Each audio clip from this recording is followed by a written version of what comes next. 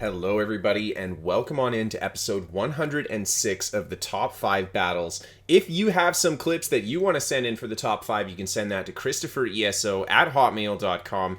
I know it's been a while since the last upload. I'm very sorry guys, it's been a busy summer for me, just visiting family and stuff. But let's get right into it. Starting us off this week, we have got CHAXGO playing some Dragonknight in the Imperial City. And the first time I watched this clip, I didn't actually notice it, but he's got no weapons. That's right, he's just punching these guys to death, and I'm not even sure what CHAXGO is running to be able to do this. I know he's got the Oaken Soul ring on 100%, but his arms start glowing, and you'll see his punches do a pretty significant amount of damage to the opponent when the arms start glowing, and he has a very rapid punch rate, so he's actually getting some decent damage into these guys with just his fists. The enemy Templar spamming the heals, and look at the rapid punches from CHAXGO. He brings down the enemy Templar and then quickly runs back here, gets the interrupt on the Necromancer, and then right away CHAXGO starts dotting up the Necromancer, and the enemy player throwing the blast bones down. CHAXGO actually taking a bit of damage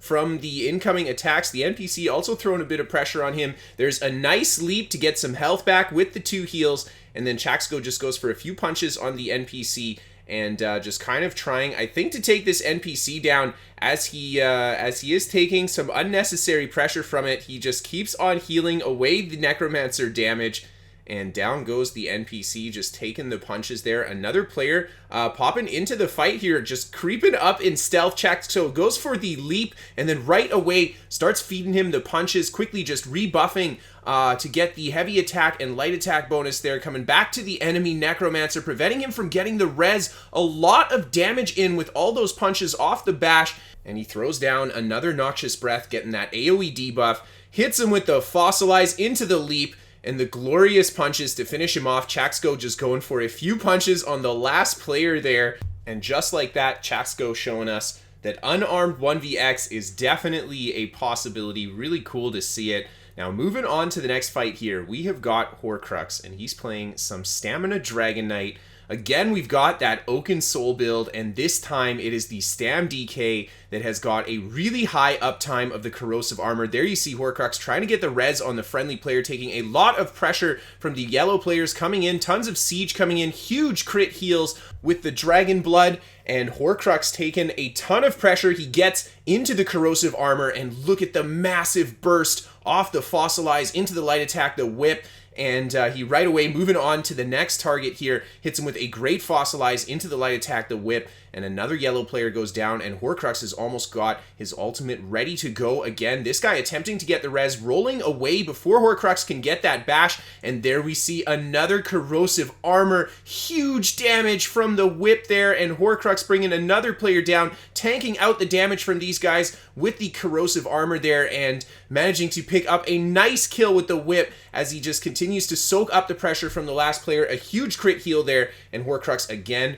popping another Corrosive Armor, hits him with the Fossilize, the complete armor ignore on the attacks. Hoarcrux getting huge damage into this guy, and the enemy player trying to escape and roll away. Hoarcrux taking a little bit of counter pressure from the DK as well, and he's almost got another Corrosive Armor ready to go. Holy, this is such a fast uptime on this skill, and Hoarcrux goes into the armor, big damage on the whip, the enemy DK getting a good defensive stun with the Fossilize there, and Hoarcrux lands the Fossilize into the whip, bringing another player down. A huge explosion with the Occult Overlord killing 3 more players on the stack. Now that has got to be one of the best builds in the game for PvP right now, and Hoarcrux actually has a link to this build down in the description below if you guys want to check that out.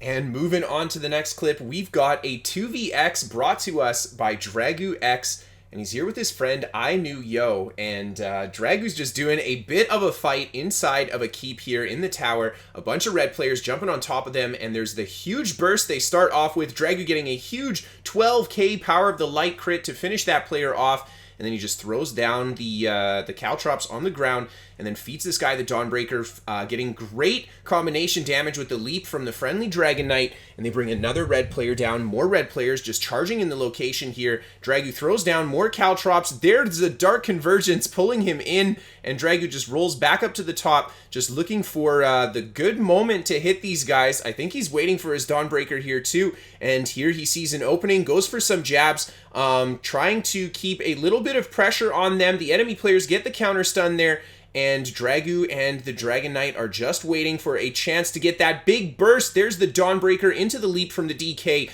More players going down on the stack. There's a finish on the last player there with the jabs pokes, and Dragoo and I knew have killed so many red players on this area already. The red desperately trying to get the res as they continue to trickle in from the bottom of the tower here.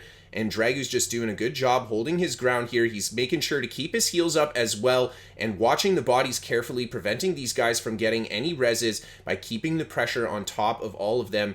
And Dragoo's just, again, goes for another rebuff, resets those heals, not putting himself in a super dangerous position, getting a great opportunity to hit a huge Dawnbreaker there, mechanical acuity going off, everything lands as a crit, and everybody on the stack going down to that huge AoE burst combo. And the last enemy player here, very tanky Templar, trying to just tank out Dragoo and the friendly Dragonknight. And they're just going to keep putting that heavy pressure on this guy. And he's got some healing power. He's just tanking it out as best he can. But Dragoo is just going to hit him with the power of the light. Here comes the Dawnbreaker. I think there it is. A nice big stun. Huge crit on the power of the light. And down he goes. Now, moving on to the next fight, we have got Str8 Clippin playing some Magicka Warden. And Magicka Warden, I think, one of the harder classes to get some 1vx on. So he has sent us a fight here. And as you can see, Clippin is hanging out outside of Bleakers, just doing his best to get the attention of some blue, picking up two very quick kills on the two blue players outside the field there. And here you can see blue players start coming from the right here. Str8 Clippin right away just starts pounding those heals over time, and then goes for the kite just back towards some terrain here, just trying very quickly to get away from the blue as they're going to stack up really quickly if he stays next to the Bleakers outpost like that. And really good job to use the terrain, just kind of LOSing as much damage as possible. There you see the, I think, enemy Warden in the Northern Storm, and Str8 Clippin able to very easily just kite that out by staying mobile. A huge meteor blast into the deep fissure, and then he goes for the blood for blood, taking that guy down. Another player very low on health there. He catches him with the vampire spammable, taking him down as well. And really good movement around the terrain by Str8 Clippin, just using it really well to line of sight as much damage as possible. The enemy players putting a lot of pressure on him there. He gets pulled in by the Dark Convergence. Again, just goes for the rotation of the heals over time, and a really good job with that movement, rolling back through the enemy players, forcing the turnaround. And Clippin is just looking for a good opportunity to land the burst. He just keeps setting up those deep fissures, trying to land some nice damage with it to see what he can combo. And there you see the Dark Convergence comes down again. And here's another deep fissure coming down. He gets okay damage with it. In comes the meteor. He gets a connection with the meteor into the deep fissure. He sets another deep fissure that just hits the enemy player as he rolls through him to seal that kill. And Str8 Clippin again just goes for those heals, tanking out as much damage as he can. These enemy players putting a lot of pressure into him, really pushing his resources here, coming around the corner with that heavy attack on the dual wield bar, getting stamina back. I love his use of terrain and how he's using it so well to keep his resources up here. And Str8 Clippin continuing to apply pressure as well as he tries to just avoid the attacks from the other blue players. And there we see again, he's getting really good damage into this guy, trying to land the finish with the vampire spammable. Unfortunately, the enemy player did eat the stun there, but Str8 Clippin took a lot of pressure from the rest of the blues, so he's not able to stick that kill out. And again, some nice movement, getting behind the wooden terrain here. The enemy players trying to keep the pressure on, and Str8 Clippin does a great job just forcing the turnarounds, and he heals up. And that's unfortunately where that fight ends, but great to see some Magicka Warden. And finally, for the last clip today, we have got some Magicka Dragonknight, brought to us by Bitrock, and he's hanging outside of Aria's Keep here, just trying his best to get the attention of the blue players that I believe are sieging the front door of the keep here. And Bitrock managing to pull a few blue players off to the side, gets really nice dot damage into that first player, feeds him the whip. The poor level 16 just trying to get out of there. Bitrock very quickly brings him down, and then right away jumping on top of the blue players here that are trying to siege the front door. Bitrock getting really good damage in, getting another kill, and as he retreats a little bit here, he just goes for the resto heavy attack on the player at the top there. The enemy player up top starts feeding him the lightning staff heavy attacks. Bitrock with a fantastic bash to prevent the res and get the kill. A huge leap into the whip, getting another kill there, and then he runs to the top of the rocks here, starts feeding this guy the light attacks into the whips. He goes down as well, and Bitrock just taking down so many blues on this hill. The enemy players start rushing in, trying to get the reses. There's one successful res. Bitrock trying to put the body back down again, but he decides not to commit to it, seeing a lot of blue players coming into that location. Bitrock goes for a bit of a kite behind the tree, resetting those buffs, and just starts feeding some resto heavy attacks to one of the players there to get a little bit of magicka back. There's another red player charging in on this location. Sorry, this is actually a red keep that blue is sieging here, and Bitrock, again, just being patient, using the terrain. He's not going to overextend or expose himself. The enemy player's trying to go for the res there. A big leap into the whip, killing the player that's attempting that res, and Bitrock comes back around the bottom here, trying to find the other low health player. That guy ends up stealthing and running away. Bitrock absorbs the ultimate from the Nightblade and then quickly hits him with a powerful whip to bring him down. And these blue still desperately trying to pick up as many bodies as they can. Bitrock has got a nice collection over here. Quite a few of them have respawned, and he still has some bodies to try to bait more blue players over, and he's taking quite a bit of pressure from blue here. They're pushing forward in a bit of a group. Bitrock goes for the dot up on this enemy Templar. The enemy Plar getting some big jab pressure in, and there's a huge leap into the whip. Another big combo to bring down that Templar.